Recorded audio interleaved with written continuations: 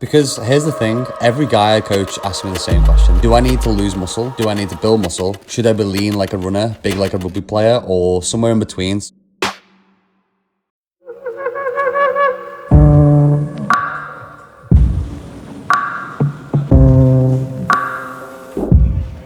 Four different body types, one Hyrox workout. We've got a ex-runner, ex-cyclist, ex-rugby player, and an ex-football player slash bodybuilder slash highway lapper, which basically means good at everything but great at nothing. And today we're going to find out what is the perfect body for Hyrox. 2 rounds, basically like a start with a Hyrox, 2-minute rest after the first round. Should be around 4 rounds, I reckon. 100 wall balls at the end. Every time you drop the wall ball, it'll be 10 burpees to plate during the workout, so during like the wall balls. So if you get to 50, you drop, you do your 10 burpees to plate, you carry on the reps. So the goal here is, we're all going to do this solo as well. The goal is to drop around 3-4 times. If you feel like if you want to do, do it solo, see what you got. Yeah? Yeah, fuck it. Yeah. So we've got rugby player, or ex-rugby player, cyclist in the cat. We've got an extra man today who's a minor. We've got ex-bodybuilder slash football player, and Andy's disappeared, he's sick already, who's our swim runner. Yeah, it's good.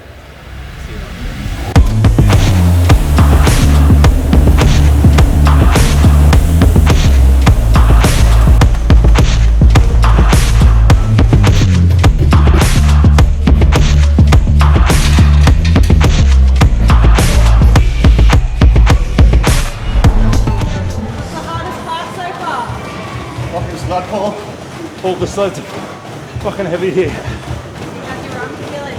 Yeah, good. Runs are a little bit of a recovery, I think. Sleds aren't feeling too bad. It's only 1 round down though. Halfway. Starting to get a little grippy, but at least we're splitting it. These guys are doing it solo, so it sucks to be there. And this is the part for me, like where we did this exact same workout last week. And me and Jesse did it in doubles. For me, like when I do solo work, I thought like really ruins me. My body's just not made for like that slow, continuous work, like the donkey work. I feel like the fast-paced stuff, like through doubles with little breaks, works better for my like. I've come from like football and bodybuilding, so power base.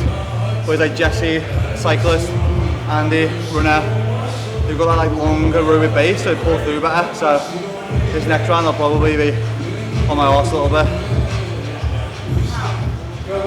Everyone reset their runners just so you don't go. Stop your runner, go again.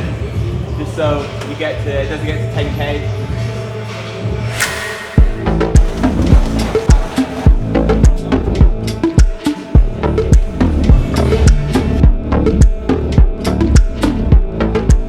Those runs were like way too fast for me. I think they were like a 3:27 pace. So like solo, that's too quick for me. My heart rate was like 1:74. Like I mentioned in the last video, I've not been doing loads of Hyrox trains, moving bike with a bit of running, a bit of lifting. So I feel good for like kind of keeping up with these guys on it. If I had to put money on who probably found out the easiest, I'd say probably Ollie. But I don't think that's due to body type. I think it's probably just due to his condition, how much work he's putting. Because on paper, Andy should probably do better in that style workout because he's a runner. And they were 1k runs with a 3:27 pace. But now we're going to go into the more conditioning-based piece, which suits me a little bit better with erg. So we'll see how they fare as the workout goes on. That was like 83.5. Depends if I work away or not. When I'm away, I'm about 80, but if I'm back here, I'm about 76. Yeah. We do CT versus broad jump. We do 1,000 row. And then we go into 1,080, 1,100. Yeah. So the workout's different now. We're going to do a 1,000-meter ski, 80-meter burpee broad jump, and then a 1,000-meter row, and then we're going to go into this wall ball to finish off to make it a bit shorter. So it'll still be good, to be a bit more intense and quick, which I think probably suits me and Ollie a little bit better. So, good. Final round. Me and Jesse split it, so it's a little bit easier. These boys are out here grinding. Let's get it. Ready for this last round? Okay, hate wall balls, really struggle at them, but we're almost finished, so should be good. How are you feeling going into this last round? Pretty good. We're going to split it, so it should be This is basically relatively easy. pussy lane if you're doing 50-50. I'm on the pussy lane today, I'm on the solo club, so I feel like a little bit on it. We like to go solo but slow. We like to go double but quick.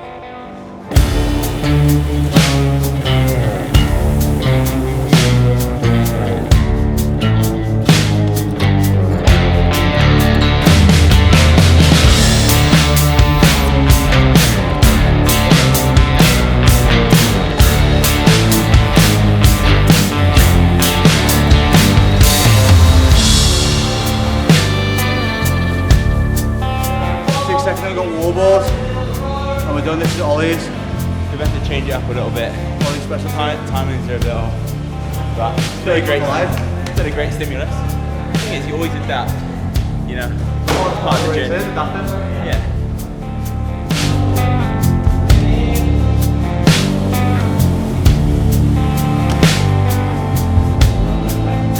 First set. So good hit out. 4 weeks out from Worlds, and I think we're right where we need to be. Thank God we're a team because these lads are absolutely grinding it out right now. That is some solid work right now. Let's have a look at Ollie.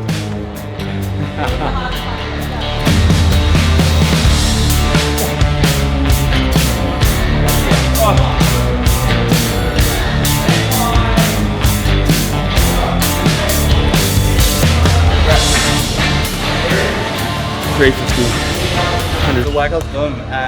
We've got the cyclist, rugby player, runner, ex-bodybuilder, and then with a minor jumping. Based on your background, rugby, and then you go into Hyrox.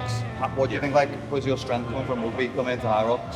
Oh, from rugby, it'd 100% be like power and strength. Obviously, it's an explosive sport. I used to play scrum half and on the wing, so you need that like first 10 meters of speed to like get past the player. I'd always be like the fitter one in the team, so I've always loved fitness, but I've never had that aerobic base. So that's something that I've had to like develop over 2 years of just loads of not as much bike work as Benji, but like loads of running, and luckily stayed injury free throughout all that running volume.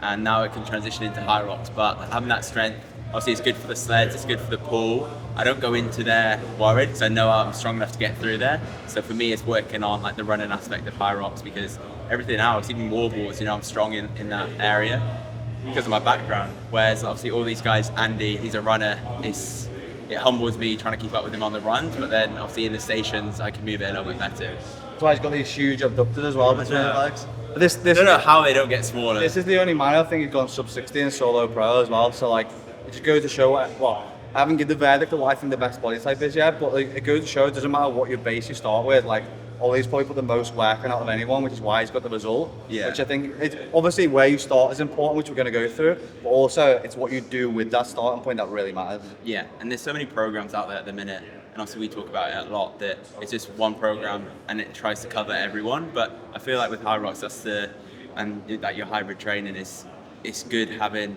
like that one-to-one coaching, because every athlete is so different. So like I need to work on my running, whereas like Andy would need to work on his like strength endurance. So it's all well and good having like a generic program, but for me to get to like the extra 1% from your training, you need something specific to you, because we're all different athletes. We all need something new or something else to help improve. Yeah, unfortunately, the only thing you're never going to be able to improve is height. And I'm screwed. Andy's like 6'4". We're the small juggernauts. That's our piece. Yeah. Okay, so here's what I think is the perfect Hyrox body type. I don't think it's the rugby player, like the big muscular guys like, you know, Ollie or me. It's just too much mass to carry around the Hyrox circuit. However, to caveat that, obviously Ollie has done a lot of work to get to the position that he's in where he can carry that mass. It just takes a lot more to do it. I don't think it's the runner, although it comes close to being. Someone like Andy's got a lot of development work to do in the strength to get up to a position where, when we're talking pro weight, to move those sleds and to move across the lunges where you get that metabolic damage is difficult to deal with as a slimmer guy. We've seen some runners come into the sport and not do particularly well. I think out of that group, Jesse, who's an ex-cyclist, he's probably got the best base. I don't know if you guys remember when I did Hyrox Manchester with Charlie Bottrell, but he comes from a cycling background, and it's that hours and hours and hours of aerobic work of the zone 2 stuff with low fatigability that really, I think, carries over to the Hyrox work, especially because you just have that ability to be able to shut the lactate out of your legs and I guess make the legs into steel pipes because of all the cycling that you've done. But if I had to put my money on the perfect, I think, background to come from, it would probably be a like cross-country skier. A lot of them are tall, which is definitely better for Hyrox, being a taller athlete rather than a shorter athlete. And they've just got that muscular endurance, that aerobic base. I think actually, I might be wrong, but I think Tim Venus comes from like a cross-country skiing background. But again, to conclude that, the main thing that really matters is what you do with that base. Like, there's no point in being a cross-country skier and then not putting in the work that you need to put in. There's no point in being a runner and then not being able to develop the strength. Like Ollie was saying before, it's all about what you do with that base. And there's a couple of key parts, I think, that need to be worked upon depending on where you're starting. I'm just going to read these bullet points out and then I think we're pretty much done. So the first one I wrote down is strength to weight ratio. So you need to think about like the power to weight ratio, what it costs to carry that heavy physique like me and Ollie have. It takes a lot more effort and a higher RP to move around with it. Second one is you need to work on that aerobic engine. That's a non-negotiable. Like, you need to put miles through the legs, whether that be on the road or on the bike. Third one is repeat effort capacity, the ability to go hard, recover fast and go again. Again, especially for doubles, this is the stuff that I prefer, being able to recover quickly between those hard efforts. And the fourth one is durability. So the lads who get injured don't finish. And I think there's one thing that we've seen with Hyrox is people doing way too much running volume, getting injured and then not being able to race. So of course it kind of matters where you start, because it's going to form the basis of how you train and continue to train.